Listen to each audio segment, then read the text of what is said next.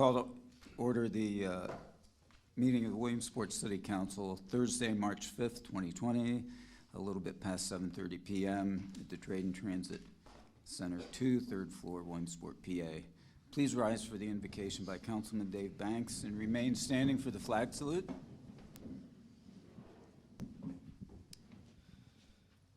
Let's move forward together this evening, seeking to heal old wounds and to build the city we deserve.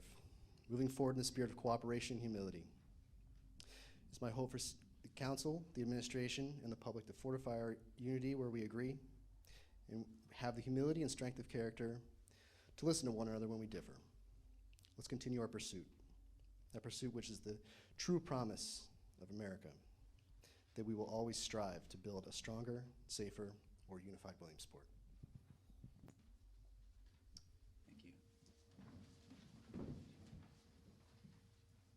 I pledge allegiance to the flag of the United States of America and to the republic for which it stands, one nation, under God, indivisible, with liberty and justice for all.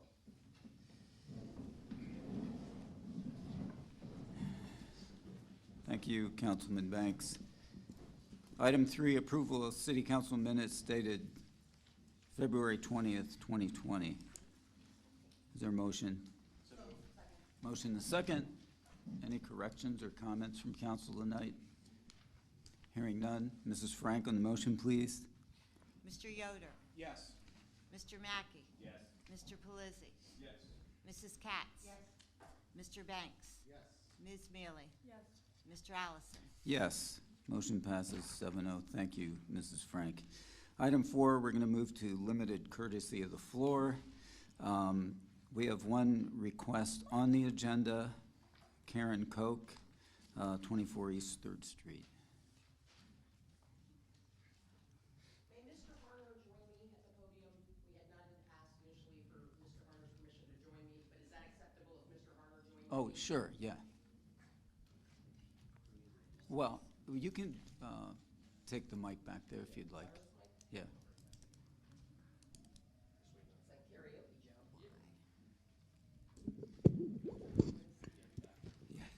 Yeah. Thank you, Joe. Want to say good evening to everybody here, citizens, member of council, mayor. I want to start off first by thanking members of ADAPT and the disability community here in Williamsport, co-workers at the Center for Independent Living of North Central Pennsylvania for their doggedness, spirit, in continuing the fight for advocacy in Williamsport. Some people have said that we've been very aggressive and, became drastically too fierce too quickly.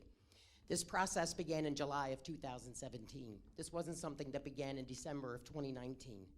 Meetings, conversations, promises, allegations, things of that nature. It wasn't until January of this year, after the city had been informed of the Department of Justice investigation, that we still had to create public havoc, chaos, to get our voices heard.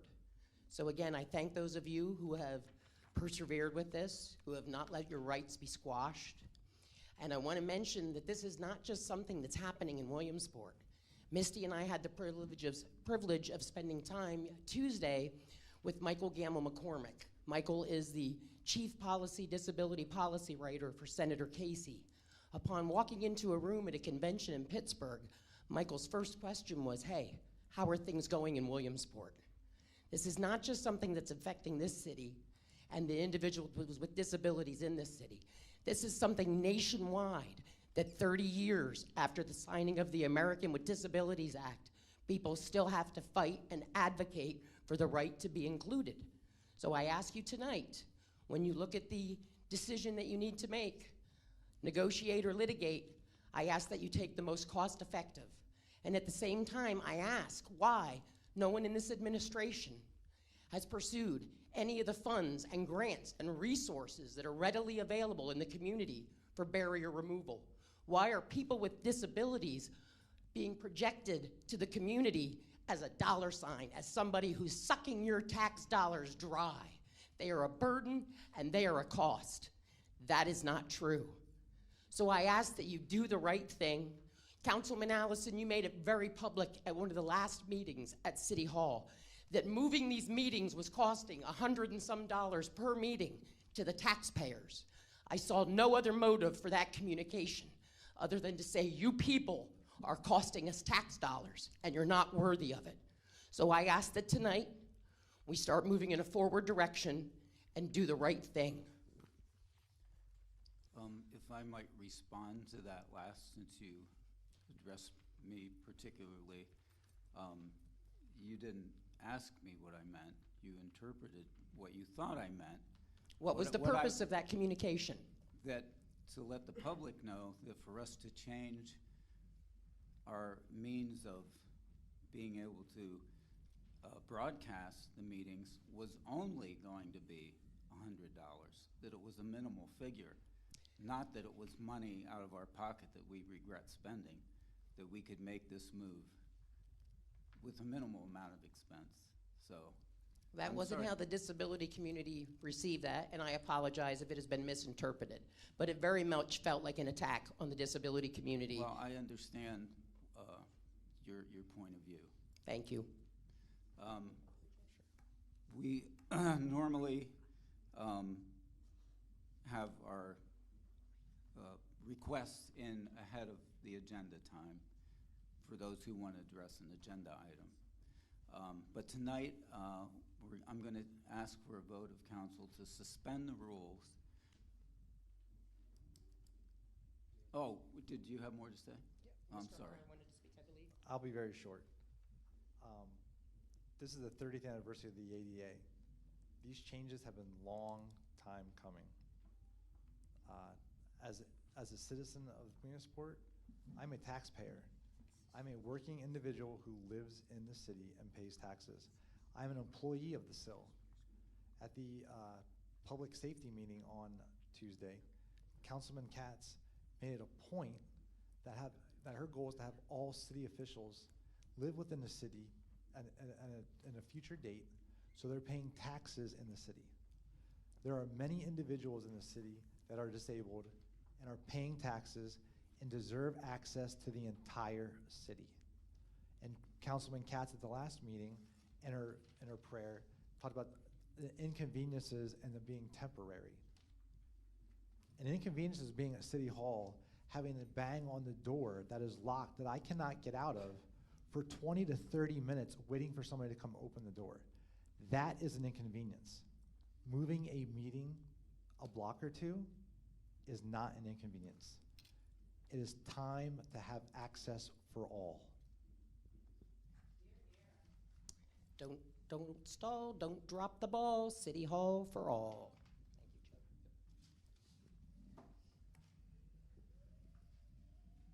Okay, I'm going to ask for a vote to suspend the rules so that a representative of Big Rock Paving, and when you come up to the podium, or you can take the mic back to him, please give your name and address for the record.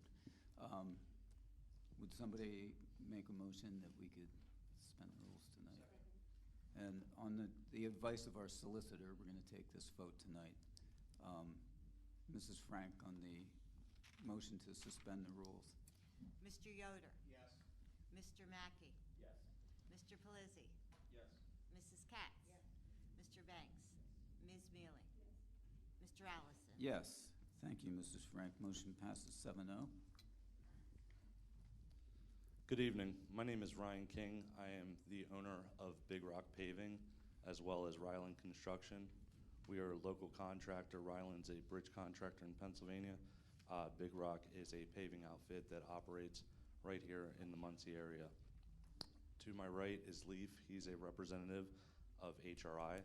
I'm coming to you today with kind of some concerns of item number 15, which is the award of contract for a 2019 street reconstruction project.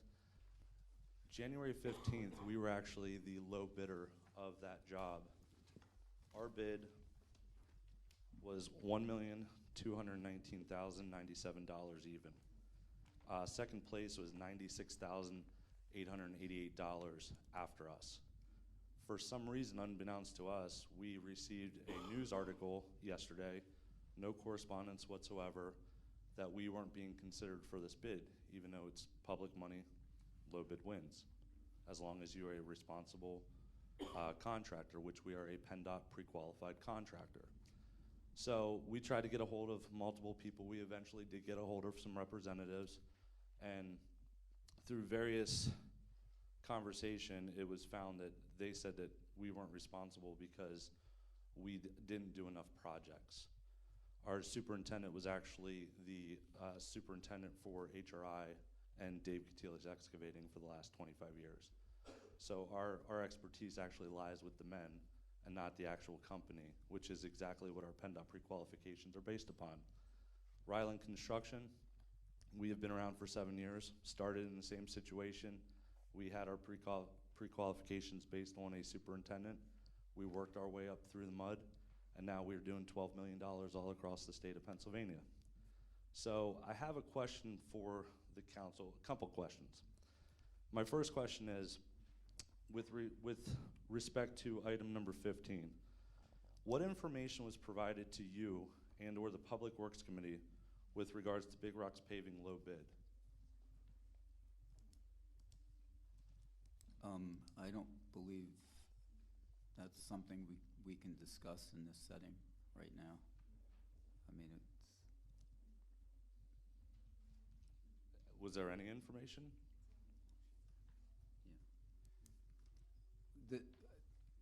I mean, this is not the function of this body sitting here right now to discuss publicly with one of the bidders what.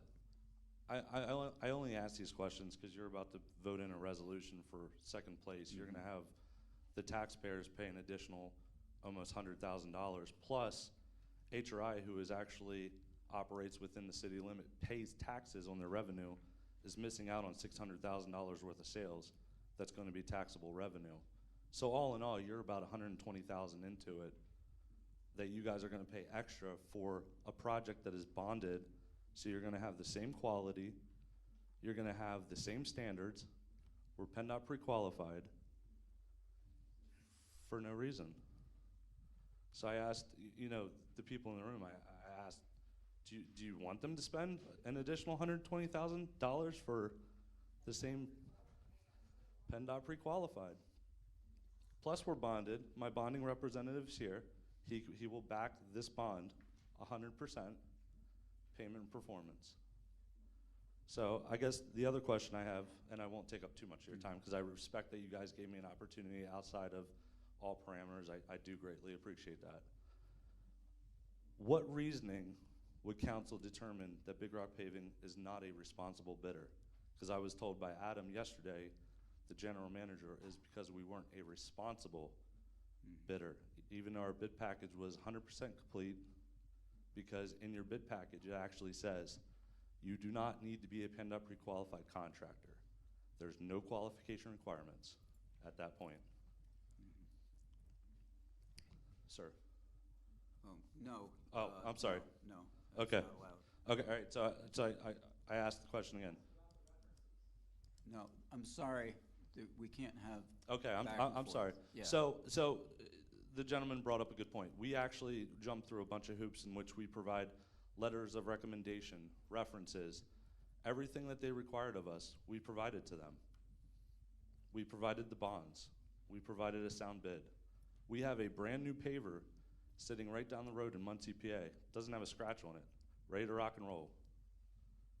So I guess my final question to you is, does the council realize that per the bid package, no qualifications were required?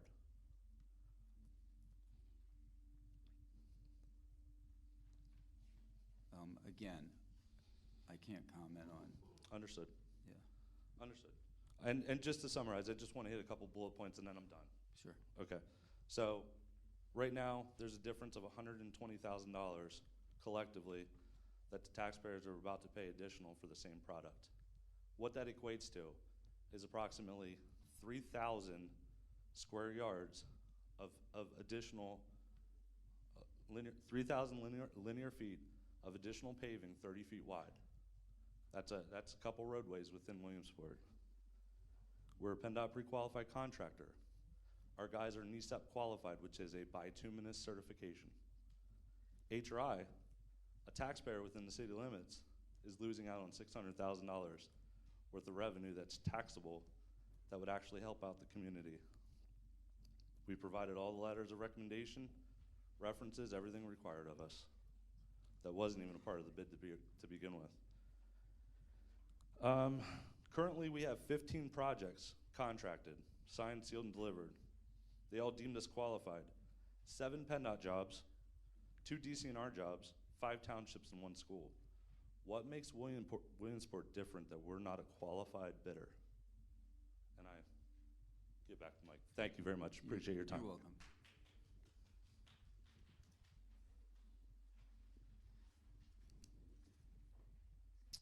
Okay, we'll go to item 5, presentation.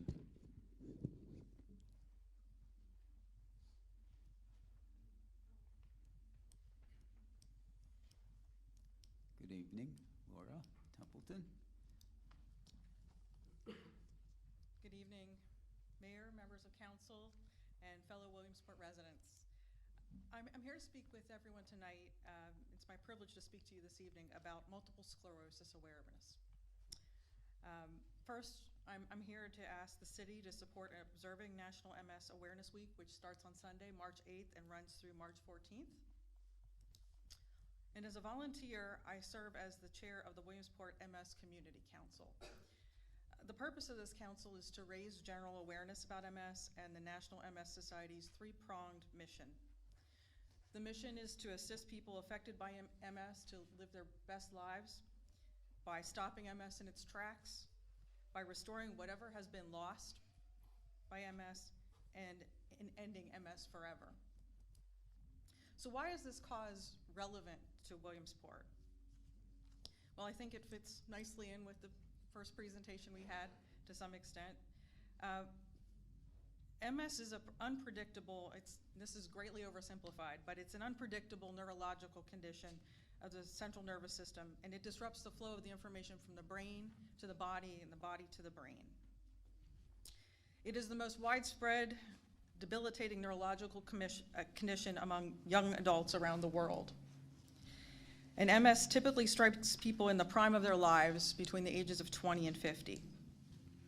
MS is characterized by a wide range of debilitating symptoms, can affect mobility, vision, memory, a number of impacts. The cause and the course of MS remains unknown, and no cure currently exists. Based on the latest study from the National MS Society, approximately 1 million people living in the US alone have been diagnosed with MS. And based on differences in regional prevalence, it's more prevalent in the Northeast in the United States. An estimated 100 residents in the city of Williamsport alone are currently living with MS. Every day, people with MS do whatever it takes to move their lives forward, despite the challenges. And so from March 8th to the 14th, we ask that the city of Williamsport observe MS Awareness Week, because coming together and understanding this complex disease, its impacts, it's important to the well-being of our entire community and the continuation of research needed someday to hopefully see a city and a world without MS. So how can you as individuals support National MS Week? Well, next week we ask, consider wearing the color of orange. It's the color of our cause. And I had seen Councilman Banks ahead of time in the meeting, and so he does have some of the bracelets, and I should have some more next week, and I can drop some off at SIL if anybody is interested that uses SIL services and is an employee there. You can also take note next week, and actually I think, I know it's going on right now already ahead of time. Thanks to the General Manager, Miranda Kujawa at the Genetti is shining some light on MS by illuminating the top of their building in orange light for MS awareness. Please check out the article on page 27 in this current Web Weekly for more information about MS awareness and its impact. Also, be on the lookout for more information on Lamar's digital billboards next week throughout the city.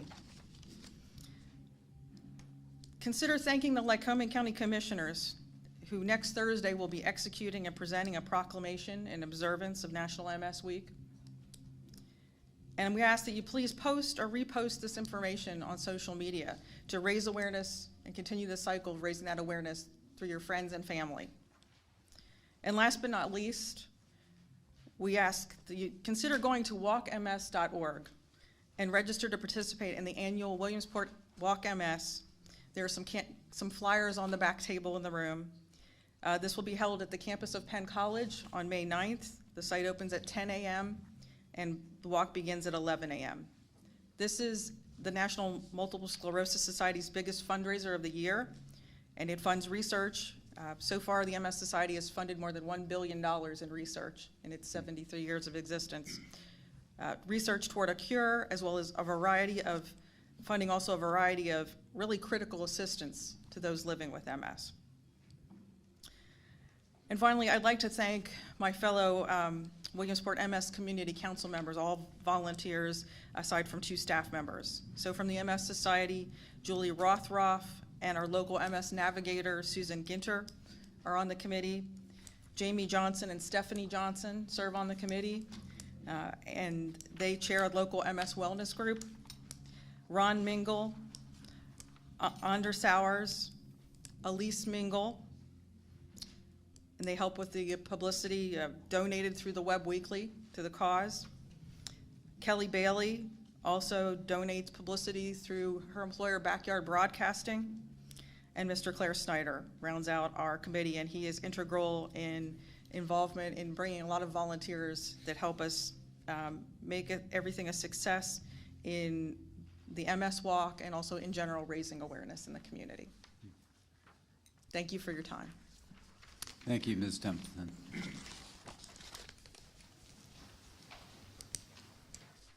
We'll move to item 6, appointments, reappointments. The first is Brandon Park Commission and Shade Tree Commission. Jennifer Dudek, Market Street in Williamsport, is appointed to a 5-year term commencing 3/5/20 and ending 3/30/22. Mayor Slaughter. Good evening, President Council and or President Allison and members of Council. Yes, before you for your consideration is Jennifer Dudek for appointment to the Brandon Park and Shade Tree. She is a member or an employee of our Streets and Parks Department, and she's also a master gardener and a forestry degree from Penn College. And as the master gardener, she's the chair of the annual Garden Fest event and sits on various other committees as well. She's researched and gave presentations to the public, and we believe that she would obviously be an asset to Brandon Park and Shade Tree given her experience and that fact that she's in the park multiple times, obviously throughout the year, many times with her job. So we'd Absolutely. appreciate consideration. Thank you, Mayor Slaughter. She was interviewed, well, which committee interviewed her? By who? Okay. Is there a motion? Motion and a second? ERC committee. Yes, the ERC committee was fortunate to speak with Ms. Dudek.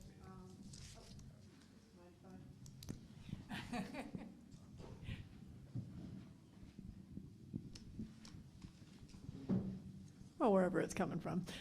The Economic Revitalization Committee was fortunate to speak with Ms. Dudek this past Friday at 11 a.m. And we had quite a pleasant conversation. Ms. Dudek's obviously very familiar with Brandon Park because she's been trying, both on her own time and on city time, to improve a handful of the installations in the park. We have a butterfly garden that needs some attention, et cetera, et cetera.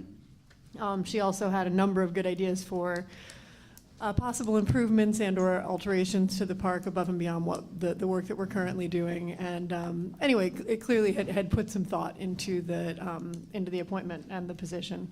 And that was, that was it was a fruitful conversation. And the only question I would have for the mayor is, that is not a 5-year term. I didn't put it, I didn't. So is the term ending later or beginning earlier? It's a 2-year. Is it a 2-year term on Brandon Park? Well, no, She's but filling in for someone. But is the general, if we appoint people for 5-year terms, then it's either she's fulfilling the end of someone else's term? yeah, it should Okay, be so consequently, it started in should be 2017. 3/5/17. Okay, got it. So Ms. Dudek, I apologize that you're missing more than half of your term. But we appreciate your time and your participation on the commission. I think you're coming up. I'll yield to other members of the committee if they have any observations. Any other comments? No. Mrs. Franklin, the motion, please. Mr. Yoder? Yes. Mr. Mackey? Yes. Mr. Pelisi? Yes. Mrs. Katz? Yes.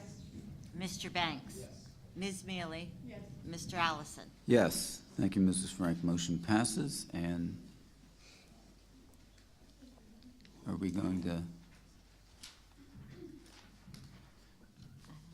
Well, I guess, She You- can either stop in my office. or I okay. can- If you can stop by the city clerk's office, she can swear you in, and then you can sign.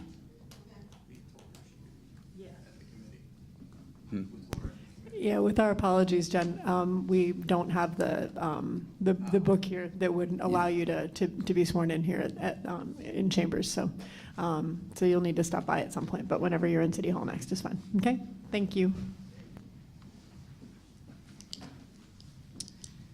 And we have another appointment. Mayor Slaughter?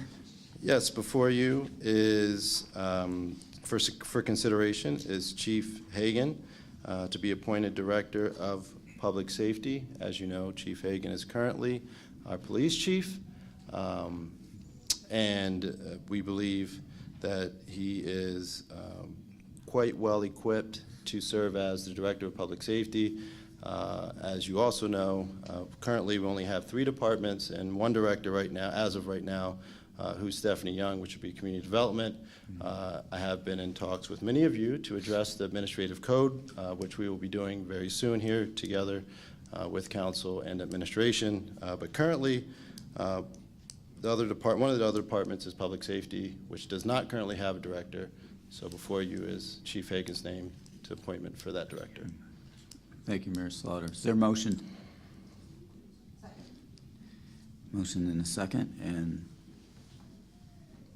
I think several of us have interviewed Chief Hagan several times in different settings, so are there any questions or comments from council on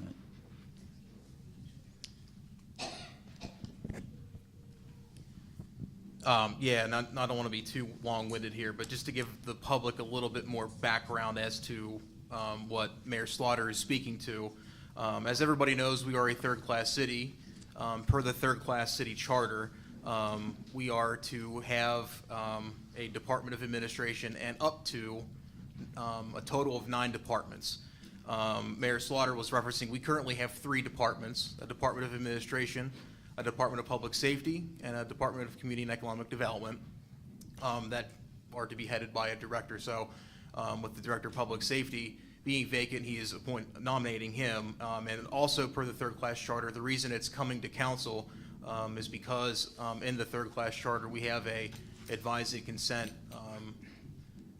ability to ensure that the proper people are appointed based on executive and administrative capabilities. So a little bit of background on that. And all I'll say is, I agree with Mayor Slaughter. We need to, I think, pretty urgently look at our departments within the administrative code. I've already actually started to do a little bit of work on that, so I'd be very interested to bring that forward to the full body of council through the committee process, and would welcome that opportunity to get the administration's feedback through that process. So.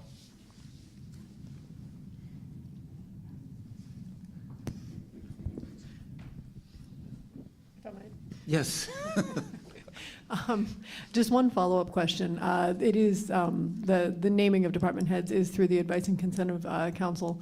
By ordinance, what's the process for removal? There is not one that I know of. The process is the mayor would notify council. I believe it's 20 days notice, but I'm not sure. He gives council notice and that's all. Council doesn't have any power to renew. Okay, And there's no hearing required. okay. Simply wondering, we lost a few department heads during the last administration, and I'm not certain what the process was, so I figured it might pay for everybody to be aware of it. Okay. I don't foresee Chief Hagan going anywhere. But That's not necessarily, but we do, I know but what you're technically speaking, Stephanie Young is going somewhere. she is, but she'll be leaving, And yes. consequently, I think we will have reason to utilize that perhaps Yes, sooner rather than I later. agree. Right. Okay, thank you. Yes. A follow-up to that. The only thing that's been kind of going through my mind, again, this is kind of hitting on the point of updating our departments and ensuring they're aligned with the needs of the city. I've gone back and forth in my head, and this is no reflection of you, Chief Hagan. You are a more than qualified person, not only to run our police department, but not to run our public safety department. I have full confidence in that. The only thing that's been going through my mind is you're going to be serving in two roles, essentially. In your mind, or I guess, tell me a little bit about your process in kind of managing both of those roles, because the last thing that I'd like to see happen is, or the last thing I want to see happen is things fall through the cracks in either department, especially since we were talking about public safety. So speak to that a little bit for me, if you would, please.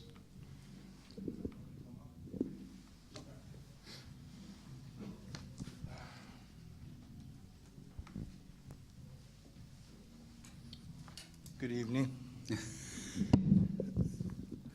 I've thought about that too, and I think given the fact that we've had this department on and off for at least 40 to 50 years, and it's only been filled, to my knowledge, twice, and that once in the early 80s and then once for about a year and a half, 14 years ago.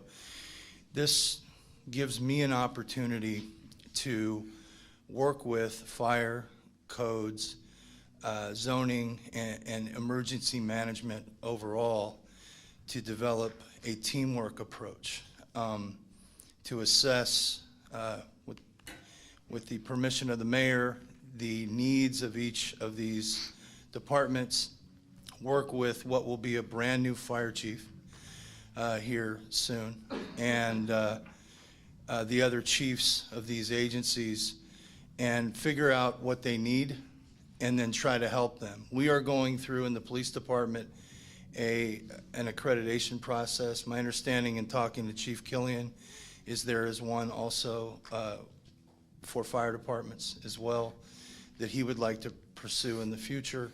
So there are these processes. The mayor is also looking at an efficiency study for all city units that should be coming once we receive funding to do that in the near future. We expect that that process will yield a report with many recommendations, some of which will be related to this very thing, the redevelopment of our administrative code so that it will work for us better, which is what you all are talking about here. I think as the Director of Public Safety, I can work with the chiefs of these other agencies to help them become more efficient and to help them to help evaluate their processes of employee evaluation, disciplinary matters, civil service matters, testing, all those areas where if you don't know what you're doing, you can get tripped up and we can all be in trouble. I think I can help them with that. We have a lot of experience with those things in the police department, and I can also learn a lot from them.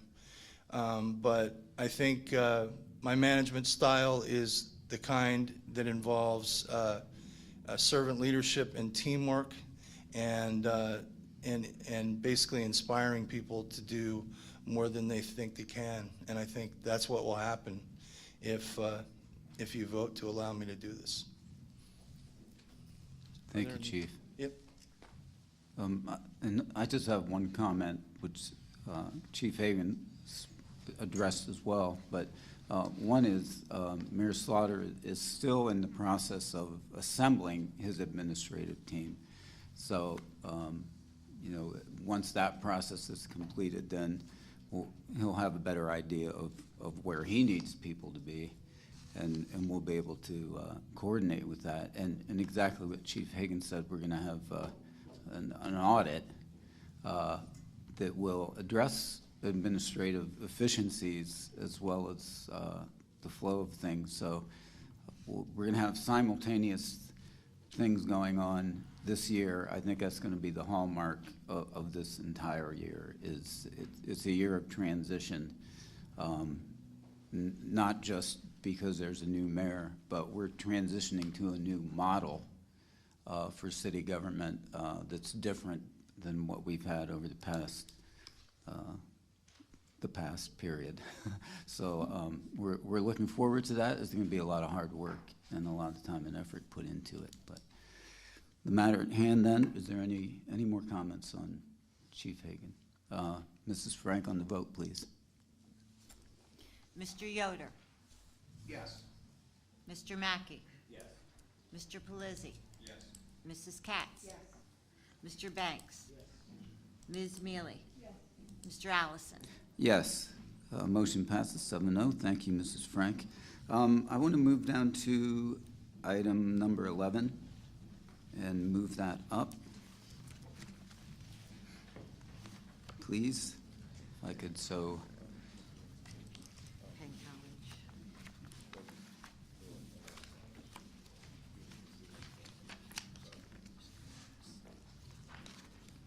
Resolution agreement between the City of Williamsport and PCT, Penn College of Technology. Mrs. Frank, in short form, please. A resolution agreement between the City of Williamsport and Penn College of Technology. Is there a motion? Motion and a second. Thank you, Mrs. Frank. Good evening, President Allison, members of council. The resolution before you is another agreement with Pennsylvania College of Technology. If everyone will recall from the last meeting, we brought a resolution similar to this for mason trade work at the Veterans Memorial Park up in the city's west end. This one is for the electrical trade. Because there are different departments within the college, they're requiring different or separate agreements. Again, the students will be supervised by their instructors along with John Markley and the Veterans Memorial Commission along with members of the public works staff. So with that, we're asking for your approval. Okay. Thank you, Mr. Pavlik. This was reviewed in Public Works.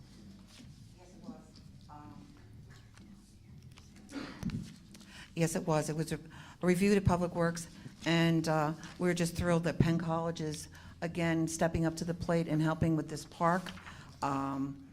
As Joe said, this is another section of the college that is coming forward to help with the electricity, to light up the monuments. And the work that they're doing up at that park is absolutely incredible. And I think I saw Pat Marty back there somewhere. There you are. We do appreciate what the college is doing for the Memorial Park. John Markley, along with the students, has done an incredible job, and everybody is appreciating this. And as far as when this park is, I don't even think it's ever going to be finished, because I don't think John is ever going to stop. It just keeps on growing and growing, and we just appreciate it. And this was passed to the full body of council with a positive recommendation. Thank you, Mrs. Katz. Comments or questions from council?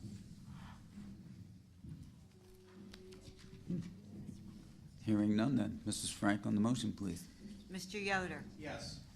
Mr. Mackey? Yes. Mr. Pelisi? Yes. Mrs. Katz? Yes. Mr. Banks? Yes. Ms. Mealy? Mr. Allison? Yes. Motion passes. Thank you, Mrs. Frank. We'll move to item 7, ordinance providing for residence requirements. Mrs. Frank, please. An ordinance providing for residency requirements for city employees. First reading.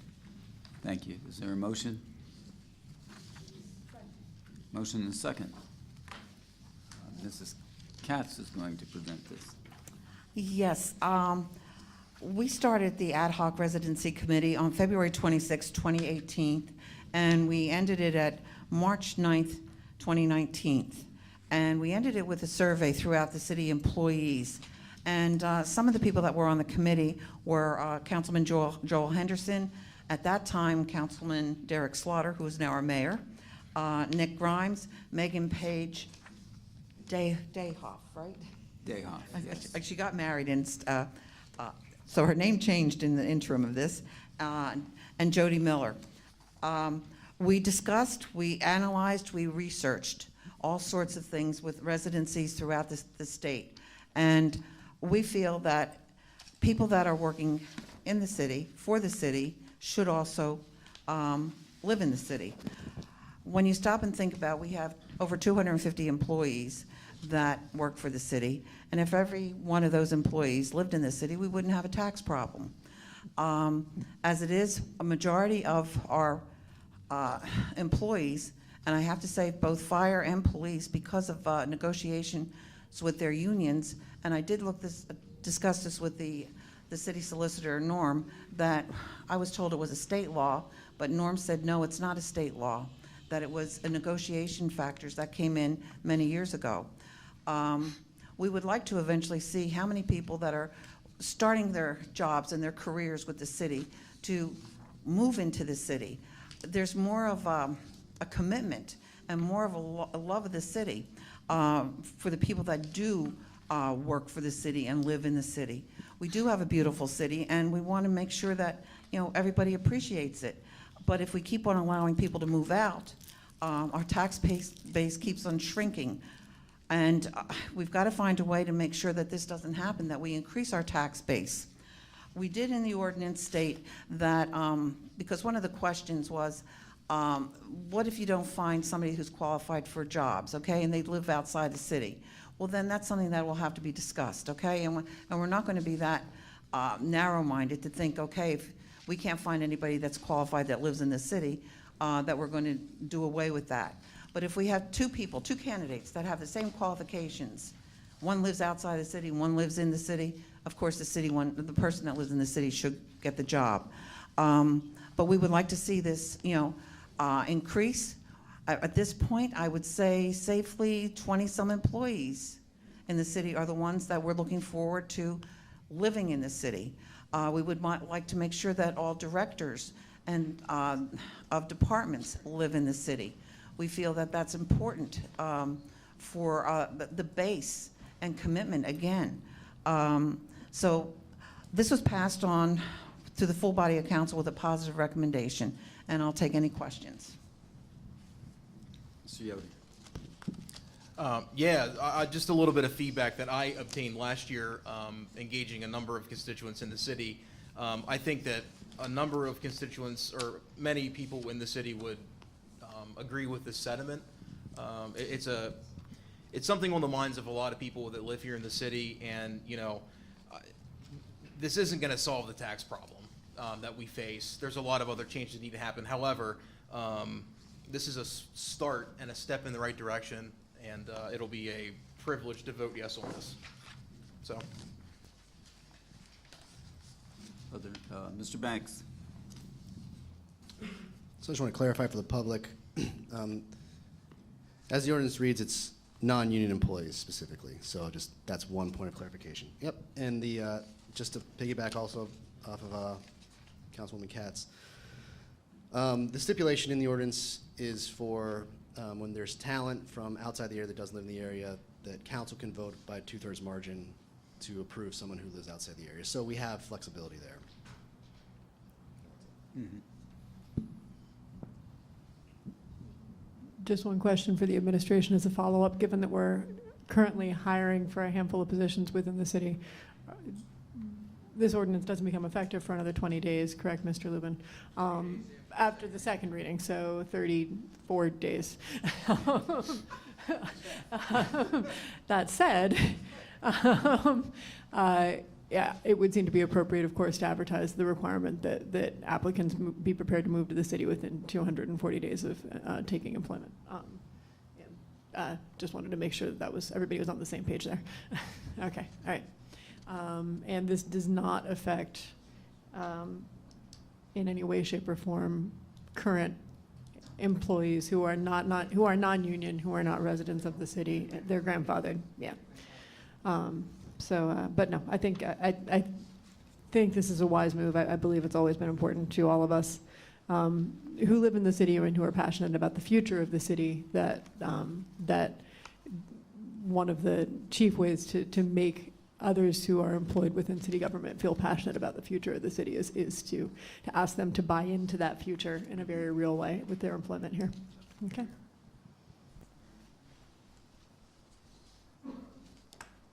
Seeing no other questions, Mrs. Frank, on the motion, please. Mr. Yoder? Yes. Mr. Mackey? Yes. Mr. Pelisi? Yes. Mrs. Katz? Yes. Mr. Banks? Ms. Mealy? Mr. Allison? Yes, motion passes 7-0. Thank you, Mrs. Frank. We will go down to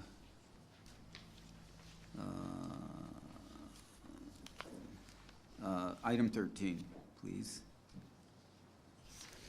And move that up. Resolution authorizing execution of a lease agreement. Mrs. Frank, in short form, please. A resolution authorizing the execution of a lease agreement between the City of Williamsport and Lycoming County Softball Association. Thank you, Mrs. Frank. Is there a motion? Second. Motion and a second. Gentlemen. Good evening. Mr. Winder, welcome.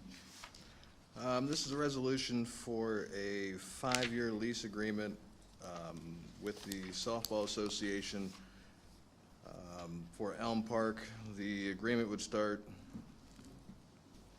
prorated back to January 1st, 2020 and January 1st, 2025.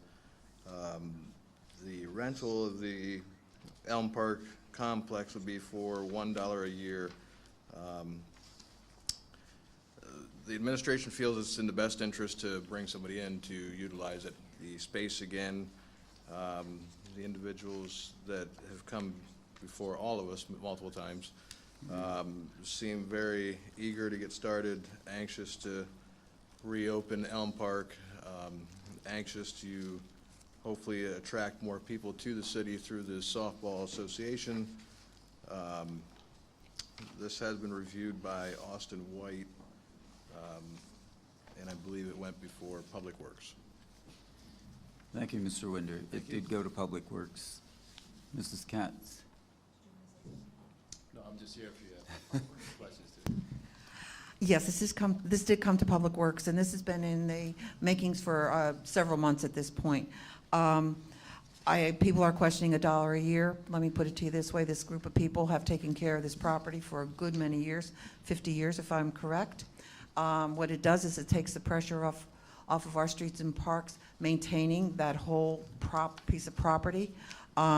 What their plans are for utilizing these fields is to me exciting. It goes back to where it was before, I think 2 years ago, when things came to like a screeching halt. And for them to start this program up again, I think is very commendable. Everything was put into place. Their insurance is in place. They've already sold advertising. They've already sold so many things to go along to get this field going in the right direction. And I think we should be very pleased that this is going to be back in the process again, because the Penn College is going to be able to use it, the high school is going to be able to use it, and also local teams will be able to use the field again. They are looking for donations because there's a lot of work to rebuild this field again. So if anybody has any questions, they can get in touch with either Don Noviello or Joe Tedesco, or get in touch with us at City Council, and maybe we can help them along even further, because, like I said, they are looking for more donations. We did pass this on to the full body of council with a positive recommendation. Thank you, Mrs. Katz. Comments from council tonight? Gentlemen, Mr. Noviello and Mr. Tedesco, would you like to say a word or two?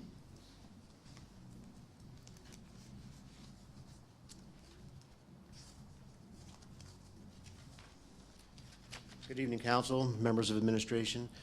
First off, we want to thank you for giving us the opportunity to bring this before you tonight. As Mrs. Katz mentioned, this has been in the works for, I think, since early August of last year.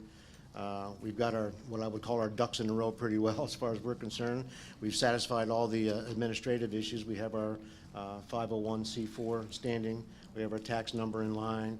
We have our insurances in line. We just finalized that this evening here. We're in the process of obtaining more funds. We've already had a number of in-kind donations, which have really helped us get started along the way here as well. We're looking to bring in nearly 800, maybe close to 1,000 games over the summer. We have, I think, if Joe can correct me, 7 tournaments already listed. 6 ASA tournaments and then a local tournament as well with some high schools involved. We're looking to have PIAA tournaments there by the end of the season as well. We have a number of other teams from outside the state of Pennsylvania. We've had people from Maryland, New Jersey, and I think Ohio? One came from Ohio last year. Okay, so, and this was all done without our advertising anything. So what it shows us, at least, is that there's a great need for this. I mentioned to someone earlier today, as I was watching our 2-week coverage on ESPN of the Little League World Series here in Williamsport, it seemed that every other advertisement that came on was based on girls' softball teams. And that will be the primary cause here for us to get into this mix here. We hope to bring in additional funds for our other amenities in the city. Our hotels, our restaurants, and our other service providers should do well with this. We'll have more figures for you as time goes along. We've also promised that by the end of our season, we will have a financial report to bring before council to let them know exactly where we're standing at that point in time and what monies have been spent and what they've been spent for. And I'm happy to take any questions if I'm able to answer.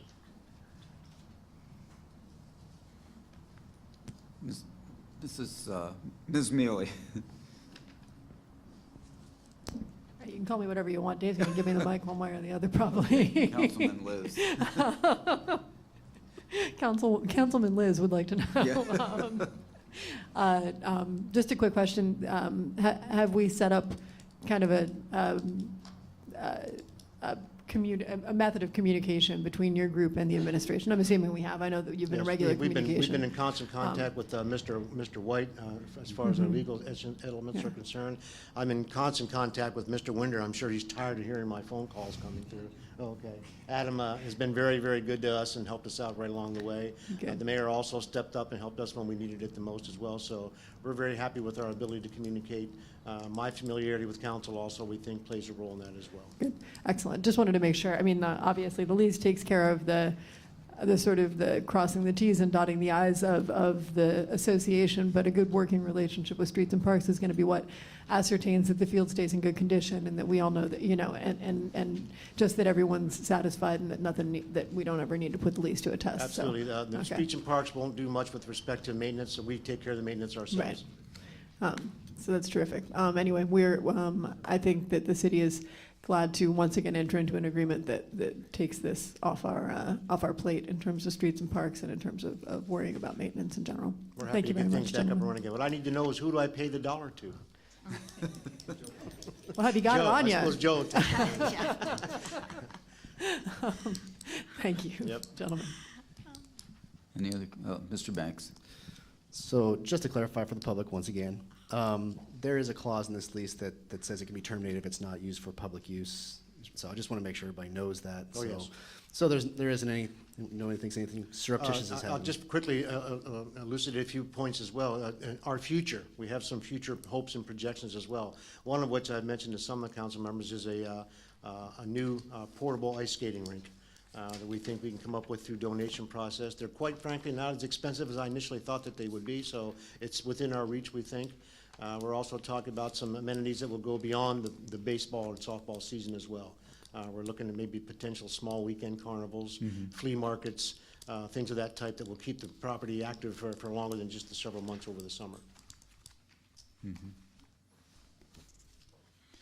Well, I think we always appreciate it when citizens come forward who have a passion for something. They're not in it for remuneration or anything like that, but for the love of whatever their cause or purpose is. And that you're basically reestablishing what was there for a long time. We don't want to change an awful lot. We're going to be adding a few Yeah, things to what's there now. I would also add just very quickly that one of our lead people here is Mr. Joe Tedesco.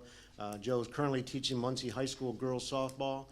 He's coached at the Bishop Newman girls softball. He coaches traveling teams. They've won some championships themselves, so Joe's in a good position to help us direct what goes on down at the park from this stage forward. Well, thank you, gentlemen. Okay, thank you. Thank you again. Yeah. Mrs. Frank on the motion, please. Mr. Yoder? Yes. Mr. Mackey? Yes. Mr. Pelisi? Yes. Mrs. Katz? Yes. Mr. Banks? Yes. Ms. Mealy? Yes. Mr. Allison? Yes, motion passes 7-0. Thank you, Mrs. Frank. We'll move down to item 18, demolition to Rose Street.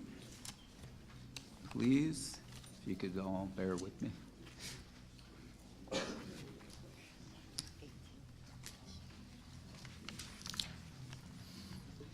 Good evening, Mr. President. Girardi, welcome. Yes, Allison and members of council. What you have before you is a request from the Williamsport Lake Cumming Chamber of Commerce to demolish the structure at 2 Rose Street, which is the former Susquehanna Supply Company. The structure is located in the CC Commercial Zoning District. The structure was used previously as an office area warehousing. Structure is currently vacant. After the demolition, grass would need to be planted. And we do have a representative here from the chamber, if you have any questions of him or myself.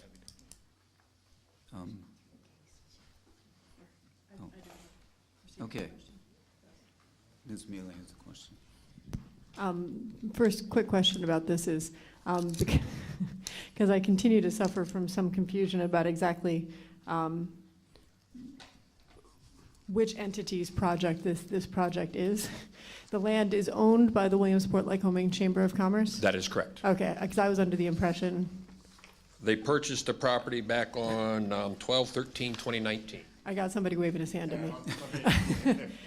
Actually, Williamsport Ballpark, Inc. is the Okay. owner of the property. They purchased the property December 13th of 2019. Okay, It's a 501c2 organization, okay. which is a land-holding, not-for-profit I was going to say, organization. and the chamber is a 501c6, correct? Correct. Okay. All right, you said they purchased it on December 19th, 2019? December 13th, December 2019. 13th. Okay. Okay. Mr. Girardi, just so that I understand that, do we, or Mr. Lubin, do we need to make any sort of motion to amend this application, this something or another? So should we be looking at a table for this week in order to amend, because council can amend the application. Council can amend a resolution, but I don't think we can amend an application. Okay. I was just, that to me is just a real basic item of procedural clarity. We can't grant an entity a right to demolish a property that it doesn't own. Consequently, okay, that's my question. And we cannot amend the paperwork to, okay. All right, understood. Okay, all right, understood. Thank you. Just to clarify, sorry. No. Just to clarify, our agenda says Chamber of Commerce. Does the application actually say Chamber of Commerce, or does it reflect the entity that Mr. Fink had mentioned? When they come in, once it's approved, they'll come in and apply for a building permit or a demolition permit. At that time, the demolition permit will have on the owner of the property. At that point, we'll make sure it's the proper person at that time. Okay, so we don't. Presently, right now, the application is a request to demolish the building. They have not yet filed a permit for that. Okay, they're here requesting for the demolition. If you approve the demolition, then they'll come in to apply for a demolition permit. I thought I saw some of that structure going down already, so. What you have under the ordinance is that the city of Williamsport is, when a demolition permit or when this request comes through, it's for the primary structure on the building. They can remove any accessory structure without approval through city council. Okay. Just the primary structure is your approval. Okay, so we don't need to table this due to any procedural thing, to your point, Councilwoman Mealy. So we don't need the application to have the name of the appropriate entity? I can change that, but that's not going to affect the demolition. That will be taken care of at the time of the demolition permit when they come through. Okay.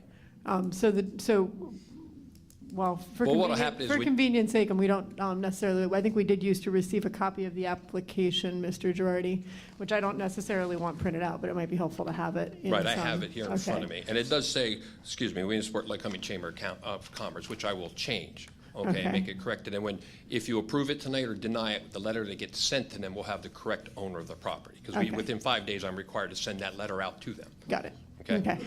All right. Understood. Thank you. Mr. Yoder. Yeah, more of a general item. I myself have gotten a lot of questions about this particular project. I'm excited to see this property being purposed into something useful for the city. I think there's a lot of questions just about, number one, I think what has kind of led up to what has transpired as far as, what's the proper word, I guess? The application, what have you, and additionally, some of the research, some of the modeling that has gone into some of the projections as far as what's going to be put there and how it's going to be used. So I would just simply publicly invite Mr. Fink and the Chamber to maybe provide a presentation, some feedback to not only us but the public as far as how you got to this point, what you're looking at, some of your future projections, and looking at the impact to the community. I think that would be really good, and I think it would be a very welcome thing for a lot of people in the city. We'd be happy to. Obviously not at this point right now, don't have anything, but I mean, we did invest over $2 million just to acquire the properties. We wouldn't have done that without a fair amount of due diligence on our part to make sure that it was a smart investment on our part. We invested in a feasibility study on the project that we're going to be undertaking there. We brought in a firm out of state to be able to take on that for us. We've actually done a number of things already that we've posted to bring in a firm to operate this for us, to lease the property, to run it for us, because we are looking at bringing in regional, national tournaments to this. In addition to that, we already have gone public with regards to bringing on a design build firm to be able to construct this facility for us. We actually had on our website the whole RFQ along with just a basic schematic of what we're considering. It is not a final construction document. That's why we were bringing on a firm to be able to do that. So at the point in time when we're ready to do that, once we have final documents, we will be more than happy to sit down and brief everybody about it. Mrs. Katz.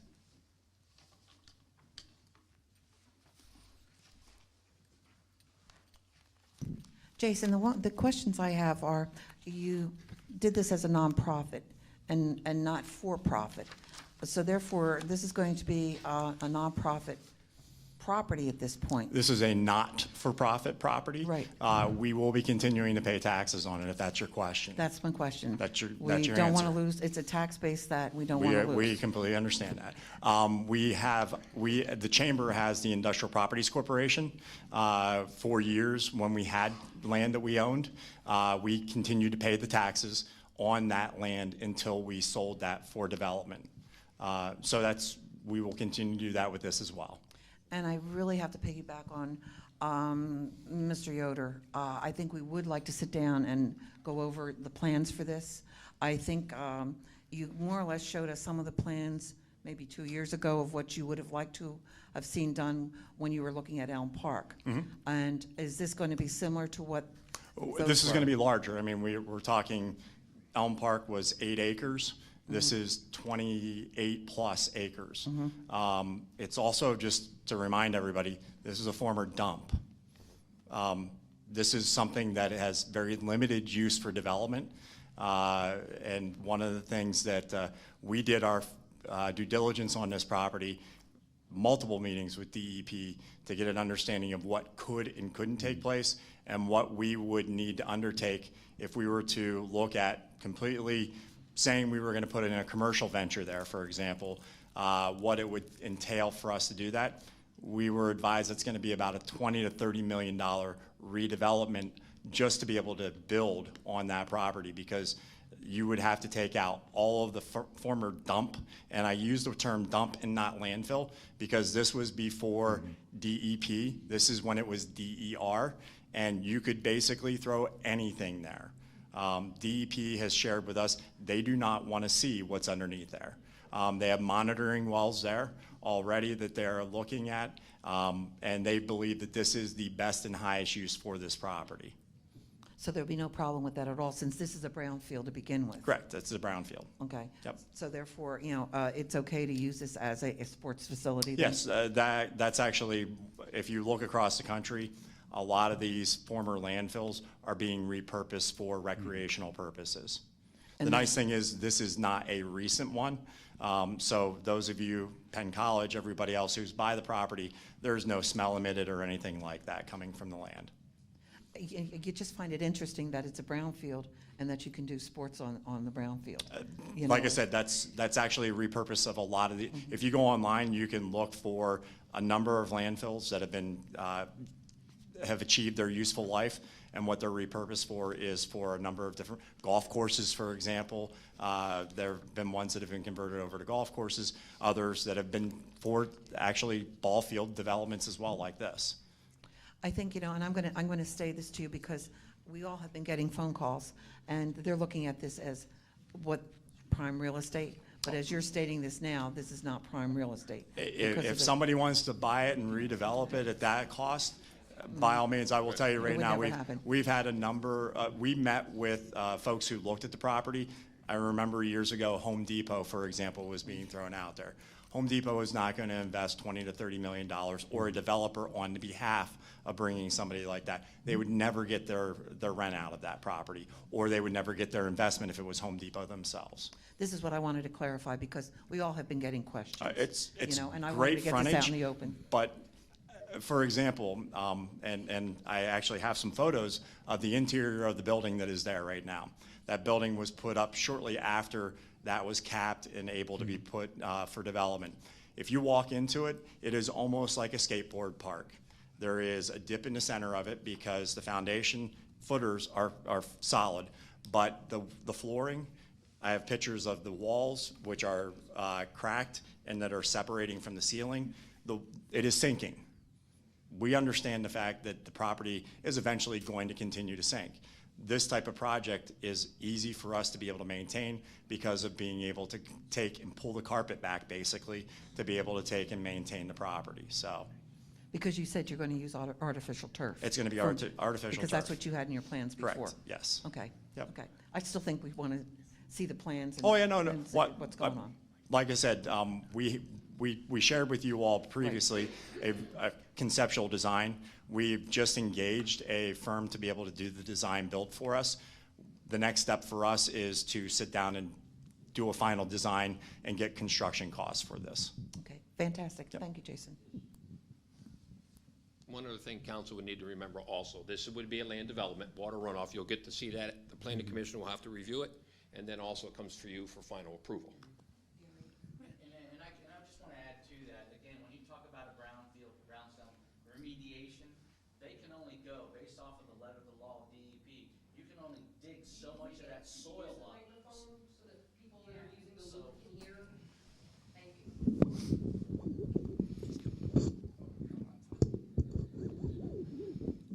When it comes to that type of site like that, a remediation, it would actually cost them multi-millions of dollars, not just to dig that up, but to dispose of that to specific locations that will handle that type of debris.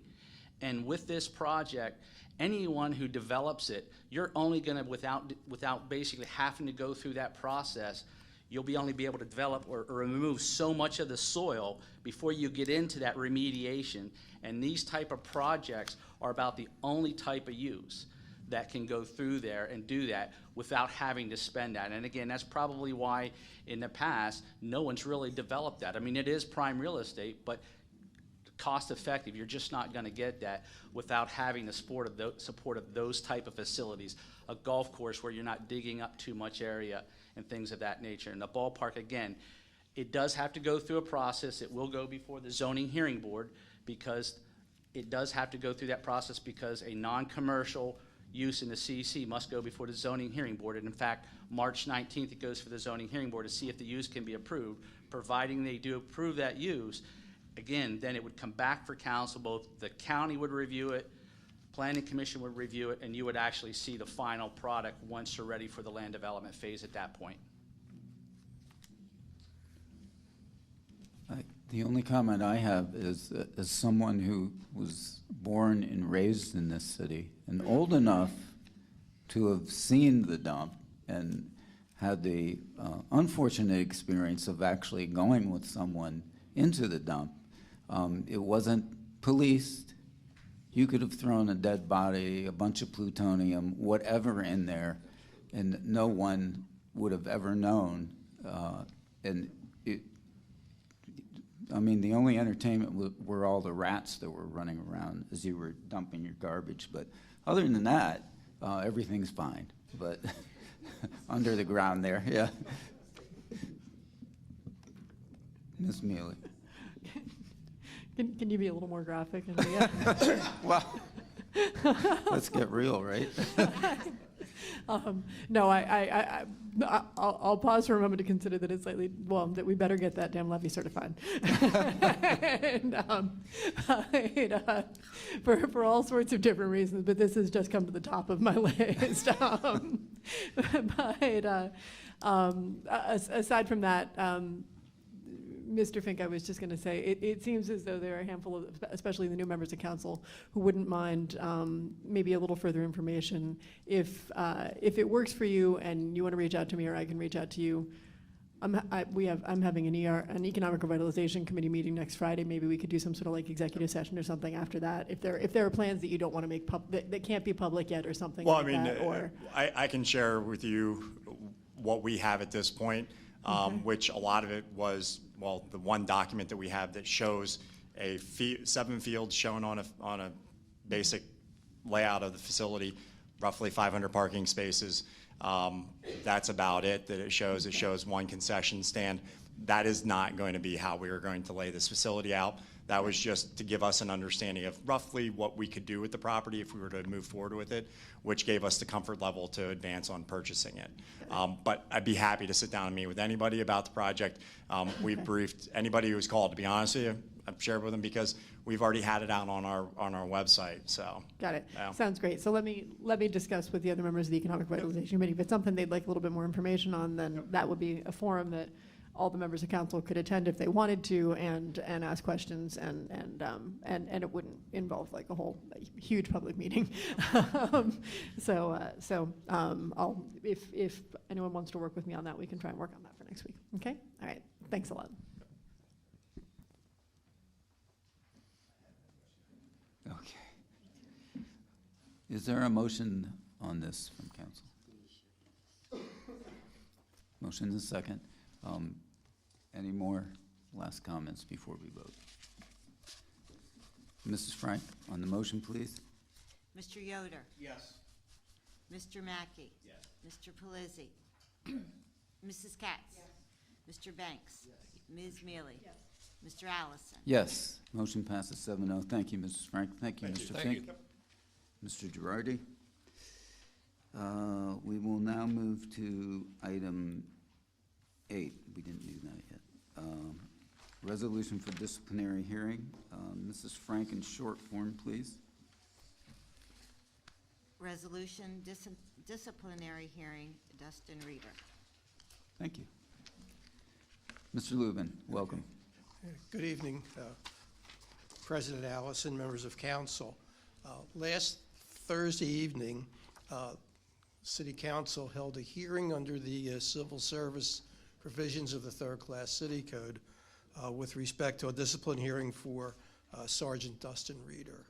And Mr. Reader was notified of the hearing. The FOP attorney had requested that the meeting be done as an executive session or in private, as is permitted. And a hearing was held, and this is the recommendation of the administration with regard to the ultimate discipline. And the recommendation is that Sergeant Reeder be suspended without pay for 30 work days, and reduced in rank from sergeant to police officer C, and that would be effective as of this date. Thank you, Mr. Lubin. Is there a motion and a second? Second. Motion and a second. Any discussion? Hearing none, Mrs. Frank on the motion, please. Mr. Yoder? Yes. Mr. Mackey? Yes. Mr. Pelisi? Yes. Mrs. Katz? Mr. Banks? Ms. Mealy? Mr. Allison? Yes, motion passes 7-0. Thank you, Mrs. Frank. Thank you, Mr. Lubin. And you're still up. I guess Item 9, resolution authorizing a structured settlement. Mrs. Frank, in short form, please. Resolution authorizing structured settlement negotiation agreement between the City of Williamsport and David Berger and Thomas Earl, attorneys. Thank you, Mrs. Frank. Is there a motion? Motion and a second. Mr. Lubin? Yes, good evening again. This is an agreement between the city and the attorneys for the Center for Independent Living and the other affiliated groups with them. And the purpose of this agreement is to try to, in lieu of litigation, the parties will try to resolve the various issues that have been raised regarding accessibility of the various city or various properties throughout the city. I don't think it'd be limited solely to city properties, but for the accessibility issues, and hopefully this can be resolved by the parties without the necessity of litigation. And I understand this went to the Finance Committee. Yes. Thank you, Mr. Lubin. It did go to Finance. Yes. Thank you. Excuse me. This did come to the full body of, or this did come to Finance and was sent to the full body of council with a positive recommendation. We actually had a relatively limited discussion on this item, given that there's been discussion on it previously. So. Okay. Thank you, Ms. Mealy. Any other questions or comments from council? Mr. Mackey. Yeah, I have a few. I wrote these down because I wanted them to be heard. First, I would like to thank the Center for Independent Living and North Central PA ADAPT for their continued advocacy for every Williamsport resident with a disability. I think it's important to acknowledge that there have been some unfortunate missteps that led us to this agreement. Having said that, my hope is that we can learn from them, but also begin the process of putting them behind us and begin moving forward together, and remember that good faith only works if it goes both ways. So that's all I have to say about that. Okay. Any other comments? Mrs. Frank on the motion, please. Mr. Yoder? Yes. Mr. Mackey? Yes. Mr. Pelisi? Yes. Mrs. Katz? Mr. Banks? Ms. Mealy? Yes. Mr. Allison? Yes. Motion passes 7-0. Thank you, Mrs. Frank.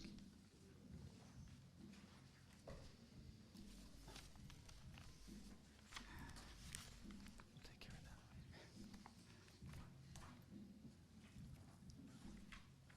that. Item 10, resolution agreement for 2020 labor and employment. Mrs. Frank on that motion, please. Resolution agreement for 2020 labor and employment legal services for the City of Williamsport. Is there a motion? So moved. Motion and a second. Thank you. Mr. Pavlak. Good evening. Before you, the resolution is for an agreement for labor and employment legal services.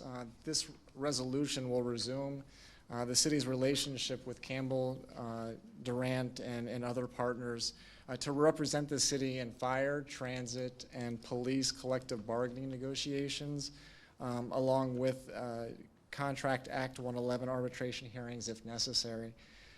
Through our membership with the Pennsylvania Municipal League, the city received a discounted rate for the services from Campbell Durant. The fees for 2020 services are budgeted in the hearings and litigation line in the mayor's department. And we're asking for an amount not to exceed at this time $40,000 for the requested services. The city, the administration believes that this agreement will overall affect us positively through the negotiation process with the aforementioned bargaining units. This was reviewed Tuesday by the Finance Committee. Thank you, Mr. Pavlik. And it was reviewed by Finance. I was there. Yes, this was reviewed by the Finance Committee and forwarded to the full body of council with a positive recommendation. A handful of observations.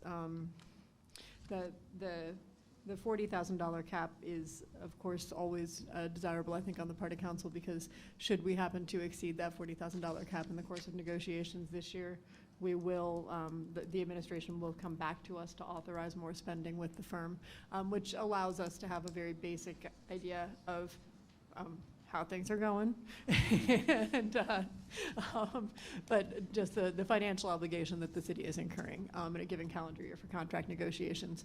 I would note that we have 3 separate contracts, 2 of which I believe expired at the end of December of 2019, and then the police contract will be up in December of 2020. Is that accurate? End of this year, correct? Yeah, and so we're working on finalizing the details of 3 separate union contracts within the city in this calendar year, which is a heavy load. Mr. Pavlik, you look excited. So this funding, as everyone will remember, was allocated in the hearings and litigations line item in the mayor's budget. If for some reason we would exceed this $40,000, that funding would also not be coming from that line item, which is a secondary reason why it's important perhaps to set a cutoff at that point and then a reallocation moving forward. The city has worked off and on, depending on our contract negotiation situation with this firm for a number of years, and has found them to be exceptionally reliable, and they are, as we discussed in finance, to a certain extent, the only real game in town, in Pennsylvania. Joe, did you want to go through the name changes on this firm and the consolidation? The city's dealt with both firms, Campbell Durant, and it was previously Ballard Spar. You'd have Ballard Spar on the east side of the state, Campbell Durant on the west. Throughout the years, they were the two firms that you would look at, and both recommended by the Municipal League. Over the years, they've joined their forces and now combined so that they have representation of one firm on both sides of the state. Mm-hmm. And I believe you mentioned that the rates which are codified in this agreement are slightly higher than perhaps going legal services rates here directly in the city, but are reasonable for this sort of service. And they're again negotiated through. It's a blended rate, so your partners and then legal staff are all performing at the same rate. So I know that we've dealt with the partner Pat Harvey in the past, so we're getting, I think, slightly better since they're blending those rates for his services. Excellent. Thank you, Mr. Pavlik. Once again, it was forwarded to the full body of council with a positive recommendation. Thank you, Ms. Mealy. Other comments from council? How many unions do we have different? 5, I believe. And so that's another mitigating factor in needing somebody with specialized skills in dealing in that area. We don't just have one union contract, and they're not similar in a lot of ways, so it's just a fact of life that we have to deal with. But yep. I guess we're ready for the vote. Thank you. Mr. Yoder? Yes. Mr. Mackey? Yes. Mr. Pelizzi? Yes. Mrs. Katz? Yes. Mr. Banks? Yes. Ms. Mealy? Yes. Mr. Allison? Yes, motion passes 7-0. Thank you, Mrs. Frank. We will move to item 12. A resolution authorizing the signing of a proposed agreement for transit advertising of RVT and city assets with Vector Media. Thank you, Mrs. Frank. Is there a motion? There's a motion and a second. Oh, okay.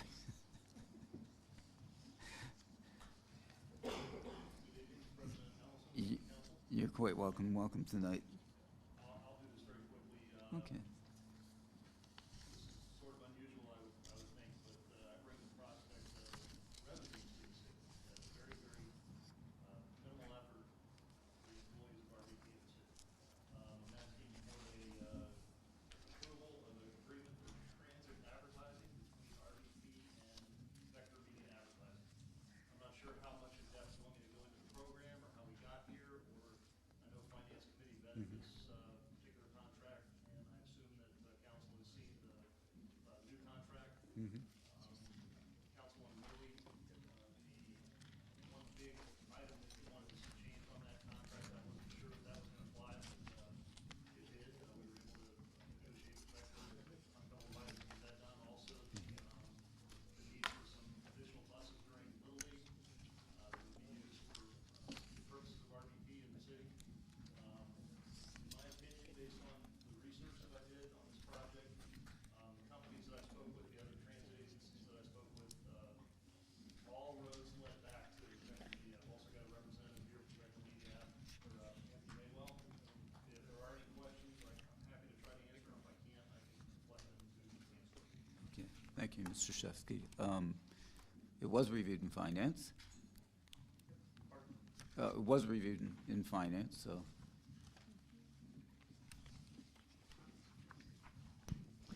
Yes, this was reviewed in finance and forwarded pending answers to a handful of questions to the full body of council with a positive recommendation. The city's in a bit of a unique situation because we are, because of the large volume of trade in advertising that River Valley Transit's been doing in the past for advertising on the buses, and some somewhat poor record keeping, I believe was the underlying commentary. Then we it's hard for us to estimate our annual advertising income up to this point, but reasonably easy for us to say that it's nowhere close to the income that we're looking at over the course of the next 3.5 years via this agreement. The agreement makes no promise aside from a 50% share of revenue within the first 6 months, but then an increasing number of 75,000, 90,000, and 110,000 in guaranteed revenue, with 50%, with a total of 50% of earnings at any given point. So should earnings exceed 220,000 in the third year of the agreement, then we would receive more than 100. We would receive a 50% split of whatever the earnings were. Yeah. I'm sorry, go ahead. Well, if you want to make a comment on that, Mark, go ahead. Yeah, and this particular contract and agreement is really just scratching the surface of all the other assets that we have within the city that could be utilized for revenue generating advertising.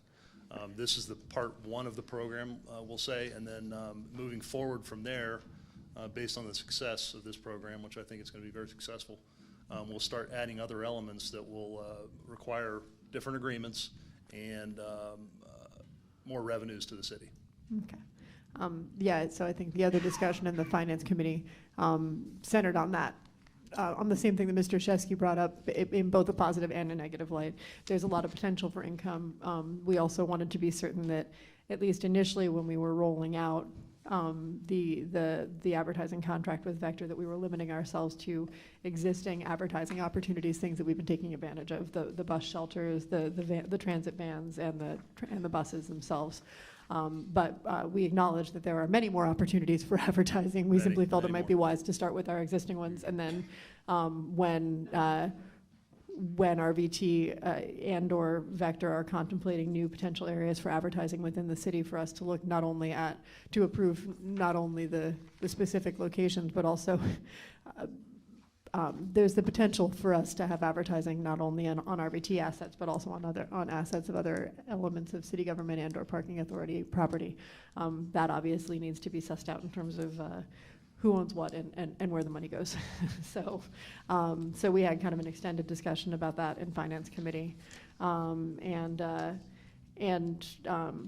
came to the conclusion that we'd sort of begin here and then look at expanding as Vector and Mr. Shevsky and RVT felt it prudent moving forward. Mr. Shevsky, I believe you thought that the total advertising revenue potential was something between 800,000 and $1 million a year. Once we get into the other assets, yeah, I think that's Right. that's So- a so achievable goal. Yeah, there's the potential here for a fair amount of income. And I think that I would encourage us both to take advantage of that as much as possible and not to be greedy in the sense that we don't necessarily want to sell every surface in the city that one can place an ad on. And, Right. It'll be done tastefully. Right, exactly. The majority of the other discussion then at the Finance Committee revolved around any ongoing commitments that we might have for advertising that we've sold, and the termination, expiration or termination of the agreement element. You'll note in the revised pages that we received that we've added a termination clause with or without cause upon 90 days notice, which is kind of a standard element of most agreements the city executes of this nature. We're glad that Vector was able to find their way to doing that. The other question I had, and Mr. Lubin, I don't know if you could help me by having a quick look at this agreement. Because I didn't, and I can return, we can return to this after you've had a second to look at it.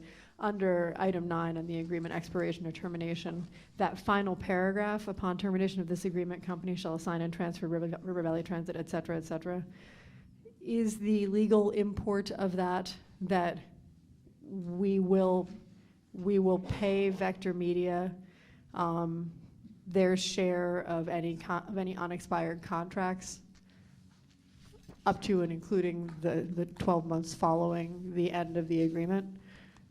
It was a little hard for me to interpret if that was the intent or if we were committing to give them share of our sales moving forward should we decide to terminate the agreement at some point. And once again, that's item 9, well, the final paragraph under item 9. The next one. The next paragraph, upon termination. And let me see if I had any other comments or questions relative to this. The other thing to note for members of council who weren't at the Finance Committee is that, and I think this is likely a positive thing, as I said, a large portion of the advertising authorized by RVT in the past has been through trade, which like for a woman who works in the restaurant business, say is a completely understandable mechanism. But this Vector Media does not do trade, and that will no longer be an element of our advertising program if we authorize this contract tonight.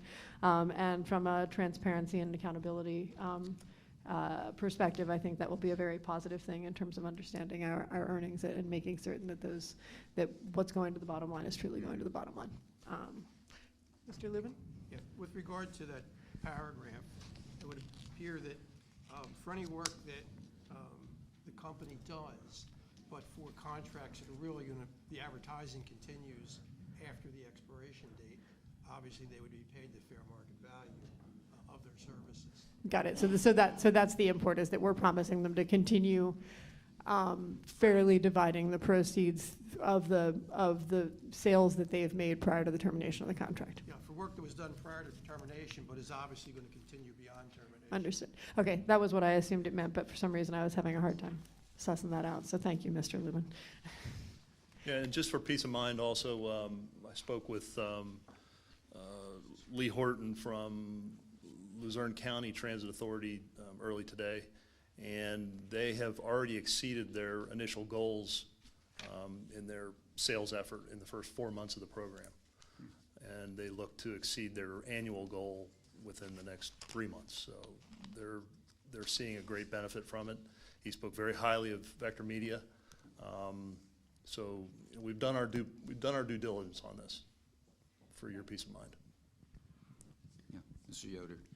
Yeah, so if you look through the RFP that they submitted, you will quickly realize that they are a very reputable firm, have a lot of great experience, have some really good local references. So, Mark, I just say thank you for taking this on, vetting this out, and I think this is an amazing opportunity. And Vector Media, welcome to Williamsport, hopefully here, and we're looking forward to building a good, long-standing relationship with you, hopefully. Ms. Mealy?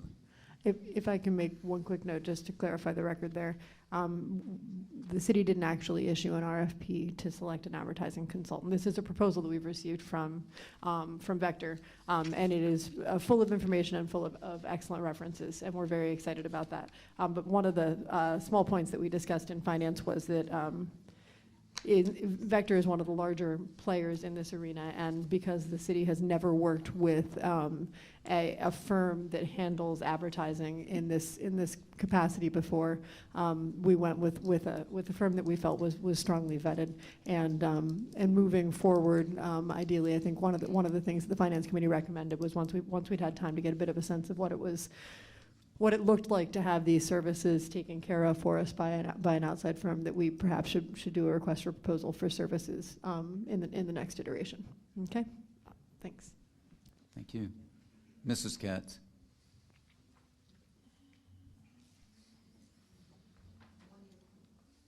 When you look at everything that they offer, there was no way that RVT could come up with this kind of advertising plan.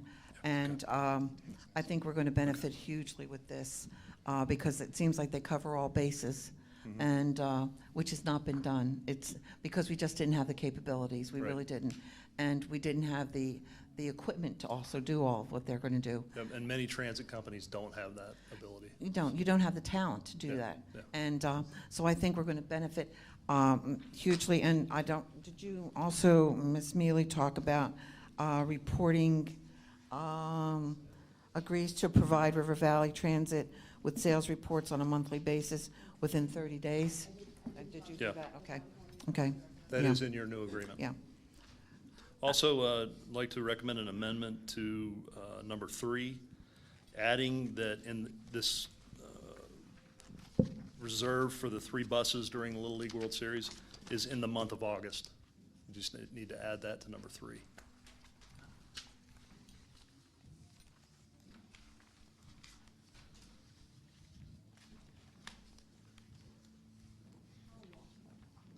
In the month of August, for 1 month. Annually, yeah. Yeah. That gives us the ability to negotiate with MLB and Little League, and also that they can still sell those bus panels.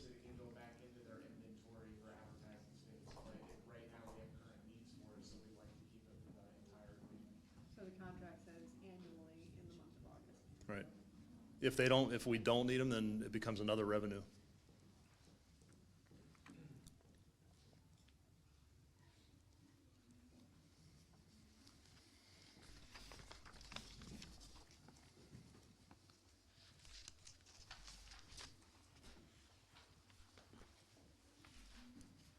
Any other comments or questions, council?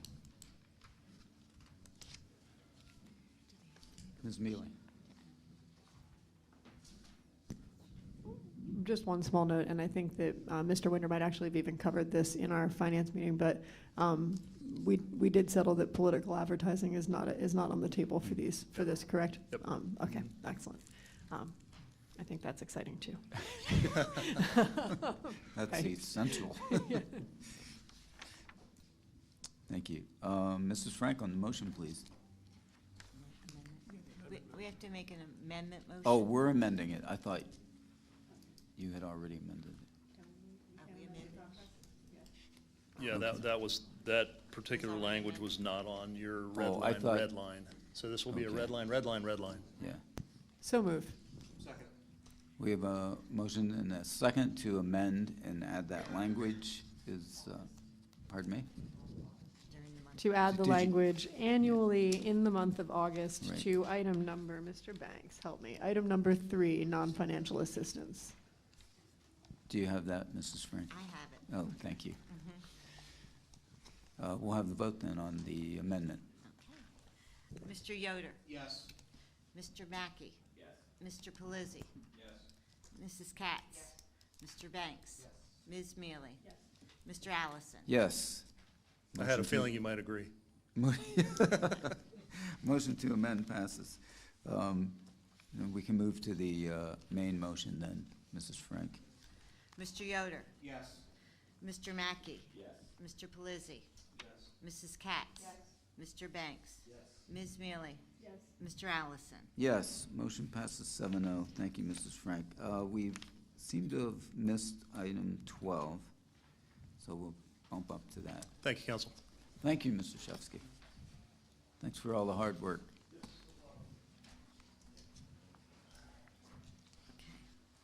In short form, please. Resolution authorizing the submittal of applications with the Federal Transit Administration. Thank you, Mrs. Frank. Mr. Winder, welcome. Good evening again. This is a resolution authorizing the execution of federal transportation grant awards. It's basically changing names. This is typically done every 7 years. It would basically allow the mayor or his designee authorized to execute and file an application for federal assistance on behalf of the city of Williamsport with the Federal Transit and Administration Authority, as well as the acting general manager, myself, to do the same. It's just good housekeeping. It pertains to some of our federal funding is considered a grant opportunity, purchase of buses, et cetera. Just a standard resolution. Thank you. It was reviewed by Finance. Did, Mrs. Frank, did we motion and second on this? Yes. Yeah. And Finance forwarded this standard resolution to the full body of council with a positive recommendation. The only change that we recommended, of course, was that since we have not officially named a general manager of River Valley Transit, that we add the wording of acting in after Mr. Winder's name until such a time as the administration settles on an official appointee to that position. And it sounds as though that has been accomplished. So, aside from that, forwarded by the full body of council with positive recommendation. And Mr. Winder, the one other note, unless you prefer to cover it, Mr. Yoder, is that Mr. Yoder had asked about how our ongoing grant application process was working within RVT and who was sort of heading that up. And Mr. Winder assured us that we have a very good team, that while we are currently being assisted in the transition at RVT by a couple of different state organizations, DCED and PennDOT, we have an excellent team on the ground there at RVT as well that's been continuing in their duties as they would have previously. So that's everything. Comments or questions? Hearing none on the motion, please, Mrs. Frank. Mr. Yoder? Yes. Mr. Mackey? Yes. Mr. Pelisi? Yes. Mrs. Katz? Yes. Mr. Banks? Yes. Ms. Mealy? Yes. Mr. Allison? Yes, motion passes 7-0. Thank you, Mrs. Frank. We'll move to item 15, resolution awarding contract. In short form, please. A resolution awarding the contract for the 2019 street reconstruction project. Thank you, Mrs. Frank. Is there a motion? Motion. Is there a second? Motion and a second. Mr. Winder. At this time, the administration would request that, or would like to make the recommendation that council table this till the next meeting. Okay. Is there a motion to table from council? There's a motion and a second. I don't think we need further discussion. Mrs. Frank on the motion to table. Mr. Yoder? Yes. Mr. Mackey? Yes. Mr. Pelisi? Yes. Mrs. Katz? Yes. Mr. Banks? Yes. Ms. Mealy? Yes. Mr. Allison? Yes, motion to table passes 7-0. Thank you, Mrs. Frank. We're going to move to item 16 and 17, which is the land development and the demolition, but a representative for UPMC could not be here tonight, so we're going to entertain, we're going to move them and then table them as well, per request from Mr. Girardi. Item 16, land development.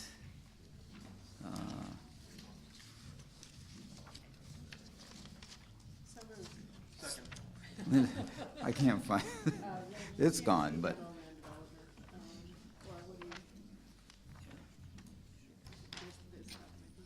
Okay. Oh, thank you. I stowed it away somewhere. Oh, so we need a motion to table. Motion to table, first and second. Mrs. Frank on the motion for 16. Mr. Yoder? Yes. Mr. Mackey? Yes. Mr. Pelisi? Yes. Mrs. Katz? Mr. Banks? Ms. Mealy? Mr. Allison? Yes, motion passes, motion to table passes 7-0. And we'll move to item 17, demolition. Is there a motion to table that? So moved. Motion and second to table. Mrs. Frank on that motion.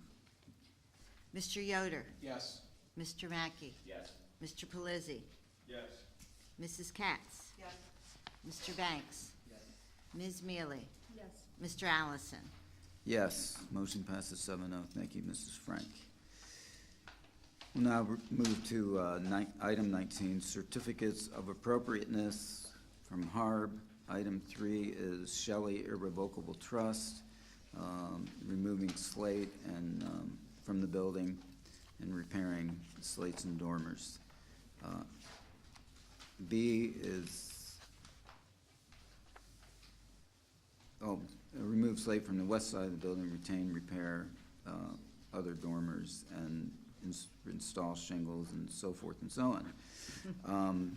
Item 4, Lee and Lynn Smith, 326 Second Street, repair dormer structures as needed to stabilize and using approved traditional material and trim and molding and paint. Item 5, YWCA, construct a roof canopy over the entrance portion of existing handicap entry on the east side. Is there a motion and a second on these items from HARB? So moved. Motion and a second. Any discussion? There's none. Mrs. Frank on that motion, please. Mr. Yoder? Yes. Mr. Mackey? Yes. Mr. Pelisi? Yes. Mrs. Katz? Mr. Banks? Ms. Mealy? Mr. Allison? Yes, that motion passes 7-0. Except for filing, Finance Committee meeting minutes of 10/9/19, Baker Tilly Financial reports June 2018 and 2019, Controller's report January 2020, Codes report September 2019, and Codes report January 2020. Is there a motion? Second. There's a motion and a second. Questions or comments from council? If there's none, Mrs. Frank, please. Mr. Yoder? Yes. Mr. Mackey? Yes. Mr. Pelisi? Yes. Mrs. Katz? Mr. Banks? Ms. Mealy?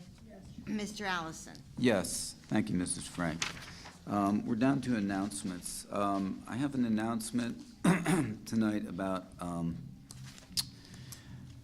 the city. The city council is tonight announcing the formation of an ad hoc committee to study the present and future building needs of the Williamsport city government. The charge will be to collect all currently available information on the scope, the costs, and pros versus cons of renovating the current City Hall building, as well as determining the same for other possible options that involve moving the operations of City Hall to another venue. They'll have a great latitude to bring in others to interview or talk about the historical aspects of our current City Hall and ways to reuse that or preserve that. We're going to cover the whole gamut, will be their charge. The members of the committee will consist of the following: Adam Winder, interim general manager at RVT and keeping an eye on Public Works as well, will be, Department of Public Works as well, will be chair. Joe Girardi from Codes will be on this committee, Chris Cooley, our IT, city engineer. I don't have a name to give you, but a city engineer will be on here. Mr. Nick Grimes, city treasurer, and 2 members of council, Liz Mealy and Adam Yoder. And of course, as needed, there will be Chief Hagan. He's a very busy man, so we don't want to take up too much of his time, but Chief Hagan has already done a lot of work on public safety buildings and that component, which will be, you may be needed at every meeting, I don't know, but we want to leave it up to the discretion of what they're discussing at the time. Stephanie Young, who's not here tonight, but is director of the Community Development Office, and others that would be determined by the committee. Ex officio member will be, of course, Mayor Slaughter.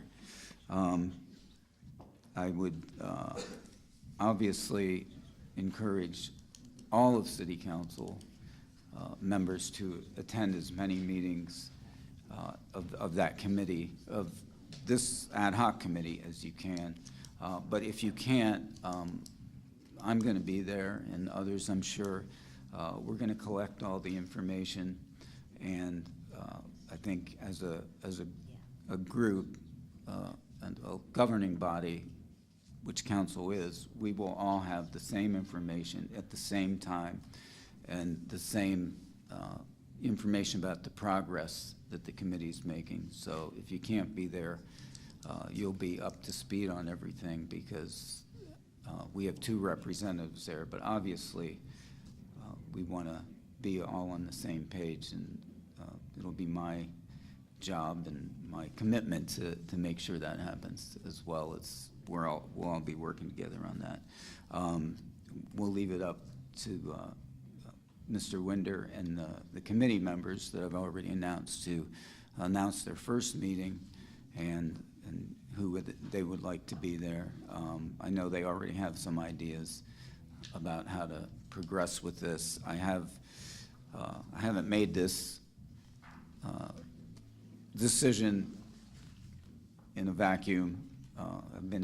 We've talked about it amongst ourselves, one-on-one, and different conversations, but I've had conversations with the mayor to make sure that he would be on board with the concept. There's no direction about how to do this. There's no handbook.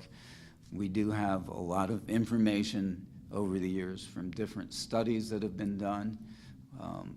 I don't envision at all that we're going to be hiring another consultant to do another study. I think we have enough information and enough skill and historical knowledge of what's going on and what is out there that we as an administration and council can handle this job. But this is imperative that we get this done because it affects so many other things that we want to do in the city. I don't think any of us envision this as being a long, drawn-out process. Again, the information's there. It needs to be gathered together, collated, compared, and make sure we're all talking about the same things. So, that being said, this is another piece of the puzzle in moving the city forward in 2020 and solving some past problems that have become more important as the days go on.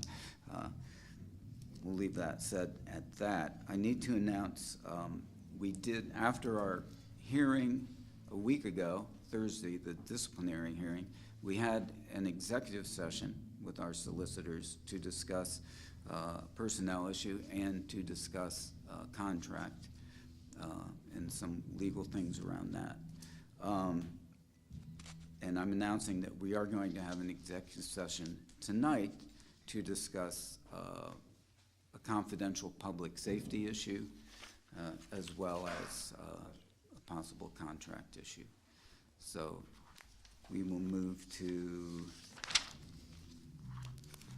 other announcements. Our regularly scheduled city council meeting will be held on Thursday, March 19th, 2020, 7:30 PM, right here at Trade and Transit 2. Upcoming meetings, Monday, March 9th at 12 PM, Planning Commission. Wednesday, March 11th, 3:30 PM, O&E Pension. Friday, March 13th, 11 AM, ERC meeting. Monday, March 16th, 4 PM, Recreation meeting. Tuesday, March 17th, St. Patrick's Day is going to be a very busy day. 10 AM blighted property, 11:30 AM public safety, 1 PM finance meeting, 2:30 PM public works meeting, 6:30 PM HARB meeting. And Thursday, March 19th, 10:30 AM zoning hearing board, 4 PM Board of Health, 7:30 PM is our council meeting. Are there any comments from council tonight? Mr. Banks? Oh. So first of all, thanks to Uptown Music Collective for providing their rendition of Aerosmith Underwater soundtrack for this. No, I just want to remind everybody, the 3 people in the audience that are still here and the 2 people watching at home who made it this far in the meeting, about their census. They're going out on the 12th. We are a part of the urbanized area for Williamsport, portions of Old Lycoming Township, Montoursville, Loyalsock. It is vital that everyone fill out their census. So the 5 of you that I'm speaking to.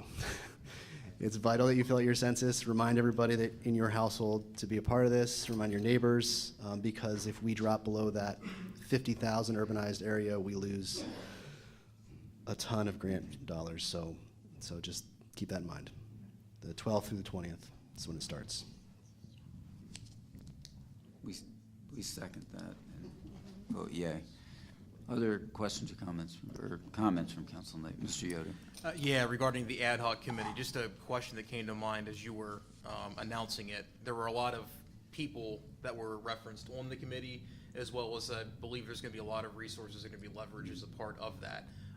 For clarification and transparency's sake, in the event we need to add or change membership on the committee, what does that process look like? It's an ad hoc committee. I think we can, Mr. Lubin, can you? You could change it at your will. Okay. Council's will and the administration. Actually, Mr. Allison is the one in charge of committees. Okay, so if you want something changed, you better suck up to me. Toe the line. Going to expect some cookies or something. Yeah, something like that would be nice, yeah. Other comments from council tonight? None. Comments from the administration? Mr. Nar? I just want to remind council and members that the planning commission will not meet in March. It's a once a month, so their next meeting will be April 6th. Okay. Thank you for that correction. Did I announce? Yes, I did, Monday, March 9th. That will not happen. There will be no meeting Monday, March 9th at 12 PM in the Planning Commission. It will be in April 6th, did you say? Yeah. First Monday of the month. Okay, thank you. Comments from the public tonight? Hearing none, I'll entertain a motion for adjournment. Second. All in favor? Aye.